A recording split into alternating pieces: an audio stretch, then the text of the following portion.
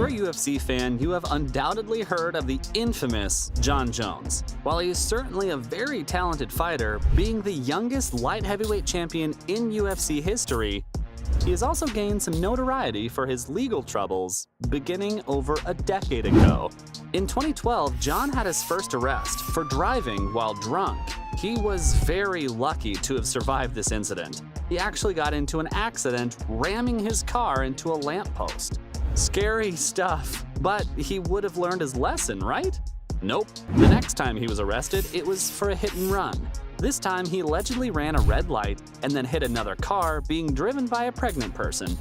It was this arrest that cost him his UFC title. And it doesn't stop there. He apparently violated his probation from this incident and was arrested again. He managed to stay out of trouble for a while, but in 2020, surprise, another arrest. This time it was for driving without insurance and for, again, driving under the influence. I can't imagine what his insurance premiums look like after all of these arrests for driving-related incidents. That's probably why he decided to just not get insurance. But then he decided to get drunk and go driving? Wild. His final arrest, well, for now, was for a much more serious incident. In 2021, he was added to the UFC Hall of Fame and decided to celebrate that night. As you might expect, he got a little wild, drank too much, and then allegedly assaulted his partner. His partner called the police after being attacked by Jon, who was arrested for battery, violence, and damage to a police car. Jeez, dude. So after all of this trouble, Jon Jones must have quit fighting, right? Well, he did take a step back for a while, but has since gone back into fighting, most recently defeating Cyril Gane, earning him a championship. There was also the fiasco that occurred in 2016 when Jon was suspended from the UFC because he tested positive for performance-enhancing substances. The UFC said, UFC is aware of the one-year sanction levied against Jon Jones as a result of his UFC anti-doping policy violation, decided by a 3-person arbitration panel held on Monday, October 31st, 2016. While the decision indicates no evidence of Jones's intentional use of banned substances, well, the other day, John about cried on the press conference because I had accused him of using steroids. But if I do feel he did try to cheat, yeah. It does highlight the care and diligence that is required by athletes competing in the UFC to ensure that no prohibited substances enter their system. Jon Jones himself also released a statement on this matter. And just continue trying to stay on the right path, trying to do the right things and just focus on the things I can control. Although I was hopeful for a better outcome in the US ADA ruling today, I'm very respectful of the process in which they allowed me to defend myself. I have always maintained my innocence, and I'm very happy I've been cleared of any wrongdoing pursuant to the allegations made that I had intentionally taken a banned substance. He goes on to explain that he was not intentionally cheating and thanks his fans and supporters. The substances found in his system were a steroid and an anti-estrogen substance. The reason for using an anti-estrogen substance along with a steroid is to counteract the increased estrogen that occurs naturally from using a steroid. So you may be thinking that that would be it for this guy. He had a tough start, but is now a champion. You'd be partly right, but it is actually a bit more complex than that. We think Jon Jones is actually the best fighter in UFC history, and we're going to tell you why. Buckle up. First off, we need to acknowledge that Jon Jones has only ever lost one fight in his entire career. And the only time he did lose, it was not by knockout, decision, or submission. No, he lost that fight to Matt Hamill by disqualification. Speaking of disqualification, Jon has a somewhat long history with illegal actions in the ring. During the fight against Matt Hamill, he was disqualified for illegal elbows and has also been docked points many times for illegal knees and for kicking a downed opponent.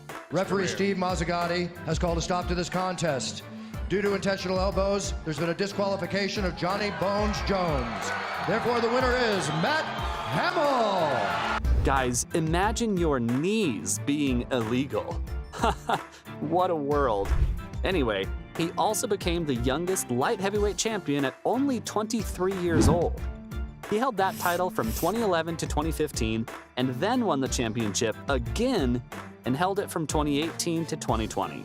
Also in 2011, he was awarded Fighter of the Year, and yet another record he set was the total number of title fights. The previous record was 15, and he took the title with his 16th title fight. It's not just the records he holds that makes him the best. He didn't just get lucky a few times and happen into the titles he's won. Almost each of his fights from any time in his career could be considered a standout fight. This man is truly one of a kind. Let's take a look at some of Jon's most impressive wins. First, of course, is the fight that earned him his first light heavyweight championship, UFC 140 against Lyoto Machida. This fight was significant for a few reasons. Not only the title, but when that fight began, Machida had actually never been submitted in his career in the UFC. In 2013, Jon entered the ring with Alexander Gustafsson. This was one of the only times that Jon was up against an opponent that many people believed would destroy him and challenge his title. The fight was grueling, and Jon was able to really showcase his endurance. And of course, in the 5th round, Jon won the match. These two even had a rematch 5 years later. It was actually this fight that earned Jon's second light heavyweight championship.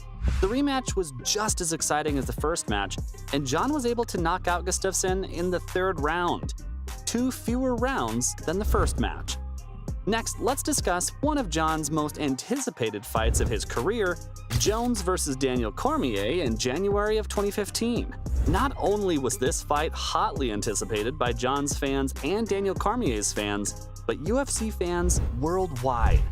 Cormier was once an Olympic wrestler, and before he fought Jon Jones, he was a heavyweight champion in the UFC himself. He had gone down a weight class and challenged Jon at light heavyweight. This fight was epic, to say the least, and in the end, Jon won and remains the only person to have ever defeated Cormier. How crazy is that? Does Jon Jones have superpowers? How does he do it? Many fans of Jon's believe that he is so successful because he is a well-rounded fighter, not ever relying too heavily in any one type of martial arts.